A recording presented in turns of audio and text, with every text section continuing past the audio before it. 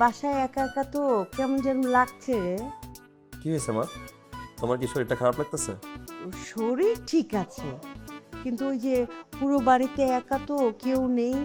ওই যে তোরা যে একটা ভূতের ছবি দেখেছিলি না, ওই ভূতের সিনেমা দেখার পর থেকে ওই কেমন যেন গা ছমছম করছে। মা, সিনেমার বাস্তব জীবন তো এক না। ভূত এসে বাসায় তোমাকে ধরবে না, তুমি নিশ্চিত থাকতে পারো।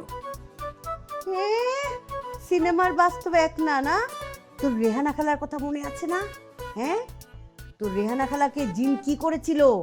ওরে বাবা, হ্যাঁ, তার বেডরুমে রাত্রেবেলা তাকায় দেখে ছাদের চার কোনায় চারটা মাথা ঝুলছে। মনে নাই কি অবস্থা হয়েছিল? মা মা মা, এখন এসব বাদ দাও, আমাকে একটা জরুরি মিটিং এ যেতে হবে। আরে রেহানা খালা গল্প তুমি আমাকে হাজারবার বলছো। ঠিক আছে, শুনে একটা কাজ করো, আমি তোমাকে একটা বুদ্ধি দিই। তুমি এখন ইউটিউবে যাও, তারপর তুমি একটা কার্টুন ছেড়ে দাও, তোমার অনেক ভালো লাগবে। আমি এখন রাখি মা। আসসালামু আলাইকুম।